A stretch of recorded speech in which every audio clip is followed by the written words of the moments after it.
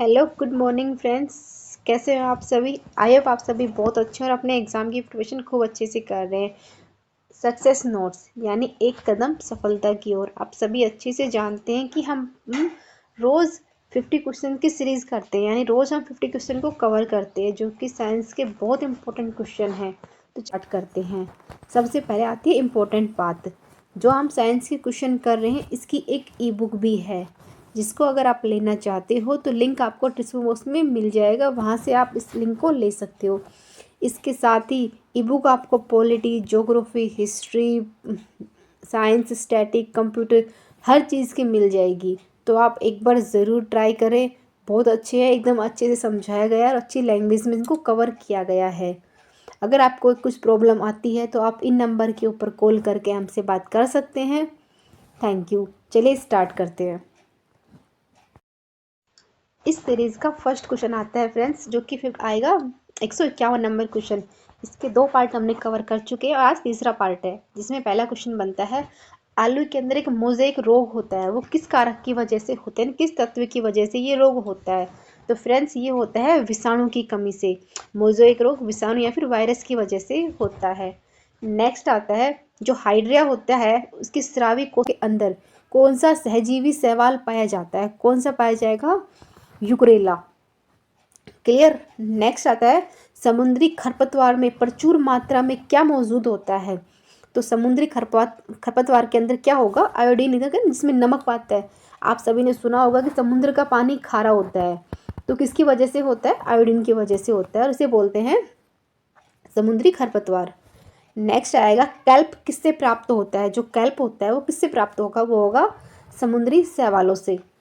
Next आएगा Atlantic महासागर में मौजूद एक सी का नाम, जो उसमें सरगोसी सी है, वो क्यों पड़ा है? यानी सरगोसी सी नाम क्यों पड़ा था, किसकी वजह से पड़ा था? तो वो सवालों के कारण ये नाम पड़ा था।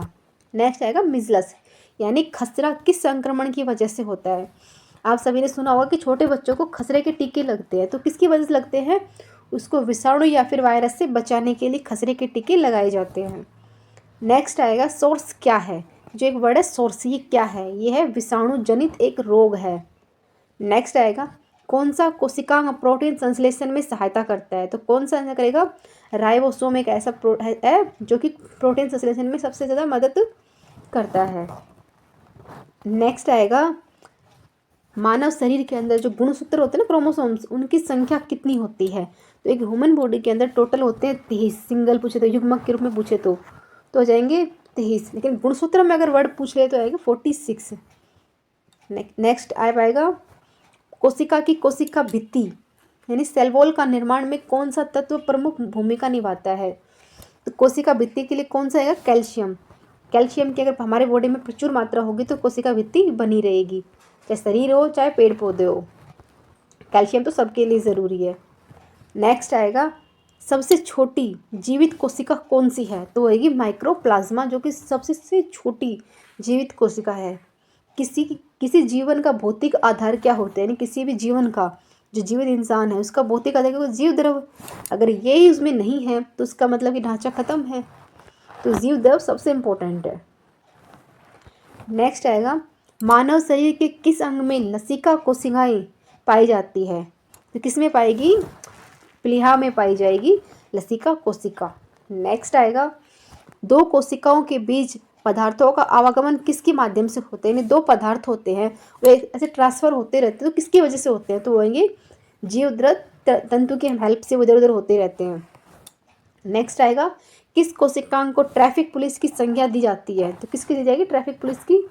गोल्जी का या फिर गोल्जी बॉडी को ट्रैफिक पुलिस के नाम से भी जाना जाता है। नेक्स्ट आएगा जो प्लाज्मा झिल्ली होती है वो किसकी बनी होती है? प्लाज्मा झिल्ली होती है लाइकोप्रोटीन की बनी हुई होती है। नेक्स्ट आएगा विश्व की सबसे बड़ी कोशिका कौन सी होती है? वो होगी शुतुरमुर्ग का अंडा, सबसे बड़ी कोशिका।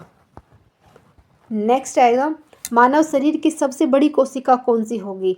सबसे बड़ी होगी लेडीज़ के अंदर होती है अंडाणु, जिसमें हम अंडे पलते हैं, यानी केवल स्त्रियों के अंदर पाती है मानव शरीर की सबसे बड़ी कोशिका। नेक्स्ट आएगा मानव शरीर की सबसे लंबी कोशिका कौन सी होती है? तो न्यूट्रॉन होती है, सबको पता हो, न्यूरॉन होती है। सबको पता होता है कि मानव शरीर की सबसे लंबी कोशिका होती है न्यूरॉन। नेक्स्ट आएगा, सबसे बड़ी पादप कोशिका कौन सी होती है? तो सबसे बड़ी पादपों की कोशिका होगी कोलेबा टैक्सीफोलिया।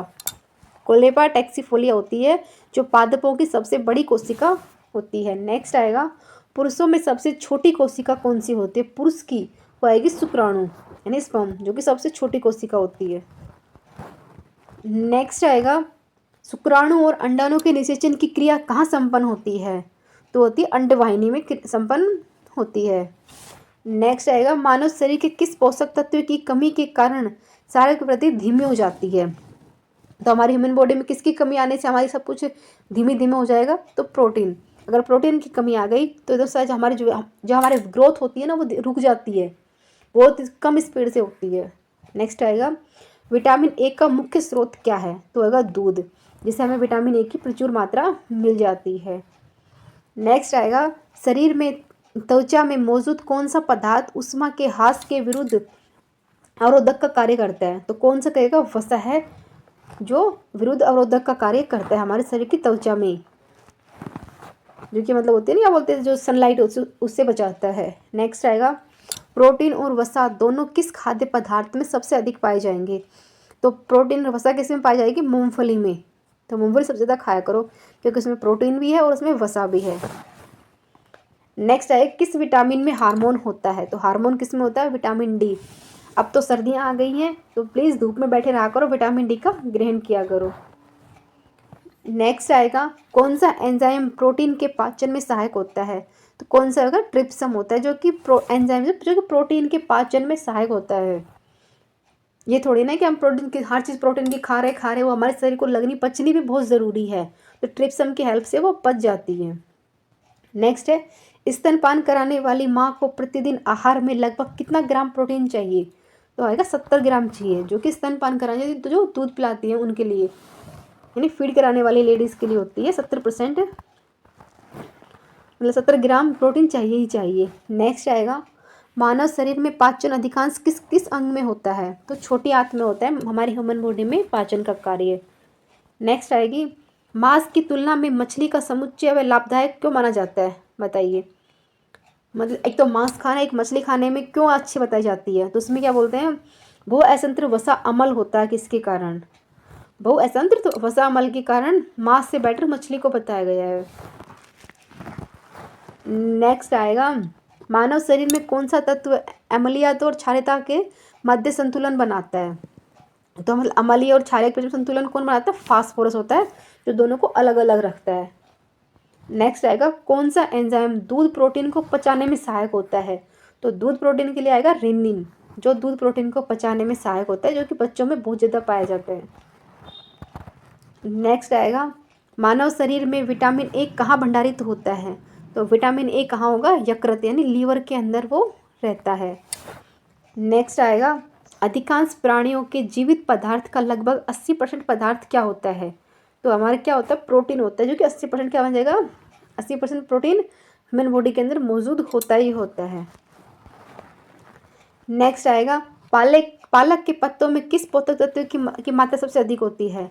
तो आयरन की होती है, लोहे की। इसका मतलब ये नहीं कि लोहा बनेगा, एक वो आयरन के जो तत्व होते हैं ना, वो पालक के अंदर पाए जाते हैं। नेक्स्ट है, पपीता में कौन सा विटामिन पाया जाता है? तो विटामिन सी पाया जाएगा पपीता के अंदर। ऑरेंज में, पपीता में, जितने भी खट्टे पदार्थ, नींबू में, इनमें विटामिन सी पाया जाता है। नेक्स्ट है, गाय का दूध किसकी उपस्थिति के कारण हल्के पीले रंग का होता है? ये बात तो आपने नोटिस की होगी कि भैंस का दूध वाइट होता है, गाय का येलो, तो वो कैरोटीन की वजह से होता है। नेक्स्ट है, प्रोटीन की अधिकतम मात्रा किस खाद्य पदार्थ में पाई जाती है? तो सोयाबीन में।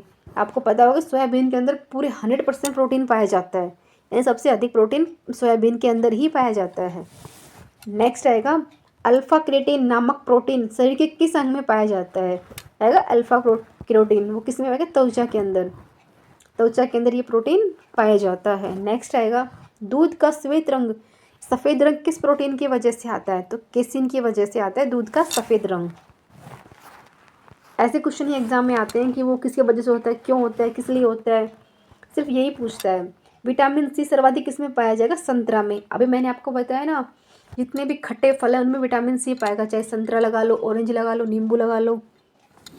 नेक्स्ट आएगा, किस विटामिन का निर्माण हमारे शरीर के अंदर होता है? तो किसका होगा? Vitamin D. और विटामिन B3 का निर्माण हमारे बॉडी के अंदर ही होता है, तभी तो मैंने बोला कि सर्दियों में धूप में बैठा करो। नेक्स्ट आएगा, स्वप्न का सबसे अधिक समय तक याद रखने का कौन सा विटामिन होता है? जो हम कोई भी सपना देखते हैं तो उसको याद रखने का टाइम किस विटामिन की वजह से होता है? तो आएगा विटामिन B6 की वजह से, वो हमें लंबे टाइम तक याद रहता है।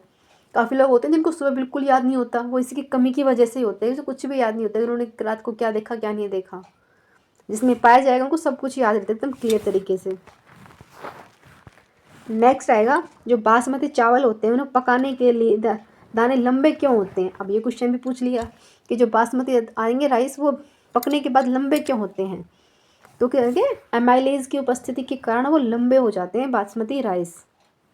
नेक्स्ट आएगा, हरी सब्जियों में मुख्यतः क्या पाया जाएगा? तो विटामिन पाए जाते हैं हरी सब्जियों में, तो सबको पता होगी कि विटामिन के लिए तो हरी सब्जियां खाते हैं।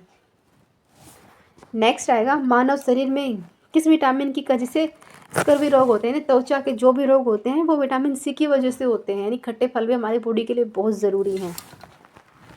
इसकी वजह से जो स्किन से संबंधी रोग होते हैं वो इसी की वजह से होते हैं।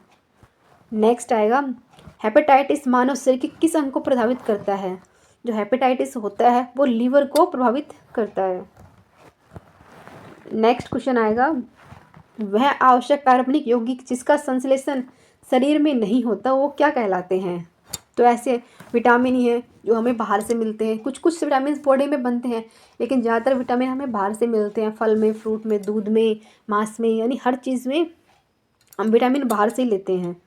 वो उनको कार्बनिक यौगिक भी कहा जाता है। अब ये आएगा हमारा लास्ट क्वेश्चन, किस जैव उर्वरक का उपयोग किया जाता है? बताओ, जैव उर्वरक के नाम पे किसका यूज़ किया जाता है? तो राइजोम, एजोला, नील हरित शैवाल का यूज़ किया जाता है जैव उर्वरक के उपयोग के लिए। ये क्वेश्चन एग्जाम में पूछा गया था। आई होप आप सभी को ये क्वेश्चन बहुत अच्छे लगेंगे, तो प्लीज़ अपना फीडबैक ज़रूर दीजिए। इन क्वेश्चन को देखकर आपको समझ में आ गया होगा कि क्वेश्चन कितने इंपॉर्टेंट हैं। अगर आप इनको अच्छे से पढ़ना चाहते हैं, खूब एकदम शांति से अच्छे तरीके से, एक दिन बोलते हैं ना कि दूसरे का पढ़ाया और खुद के पढ़ने में ये फ़र्क होता है कि खुद का पढ़ा हुआ याद रहता है। तो खुद अच्छे से पढ़ना चाहते हैं तो ई बुक को ज़रूर परचेज़ करें। अगर कोई दिक्कत होती है तो कॉल करके बात कर सकते हैं। Thank you.